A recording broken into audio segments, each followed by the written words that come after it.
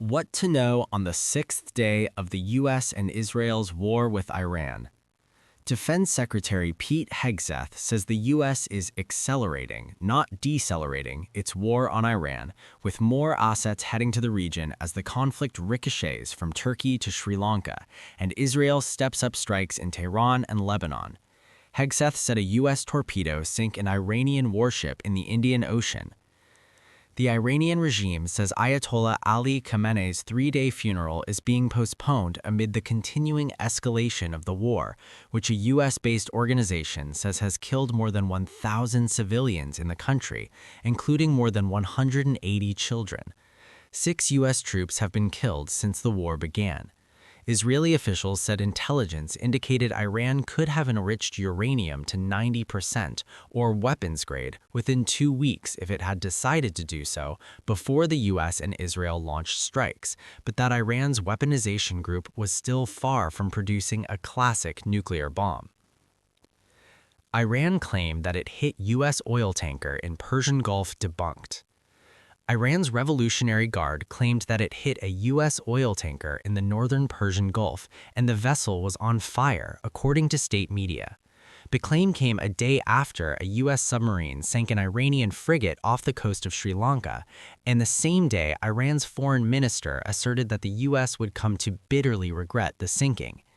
But the maritime security agency Vanguard said the attack actually appeared to have hit the Bahamas-flagged ship Senangol Namibe off the coast of Kuwait. The British maritime security agency UKMTO said there was an explosion of the port side of the tanker that caused an oil leak from its cargo tank. And public tracking data showed the tanker about 30 nautical miles southeast of Mubarak al-Kabir, Kuwait, when it was hit. An Ayatollah calls for shedding of blood from Trump and Israelis. Iranian state television aired a message Thursday from an Ayatollah in Iran calling for the shedding of blood from Israelis and President Trump.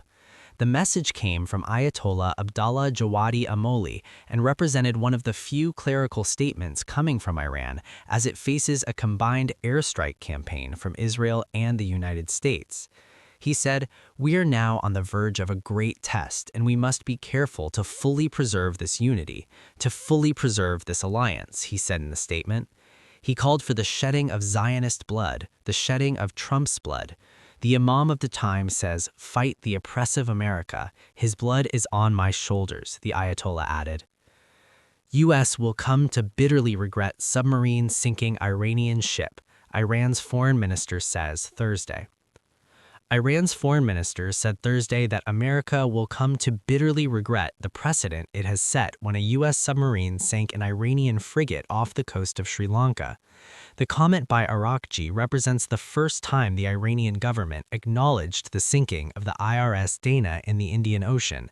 Arakji made the comment on social media, saying the U.S. has perpetrated an atrocity at sea, 2,000 miles away from Iran's shores. Frigate Dana, a guest of India's Navy carrying almost 130 sailors, was struck in international waters without warning. Mark my words, the U.S. will come to bitterly regret the precedent it has set.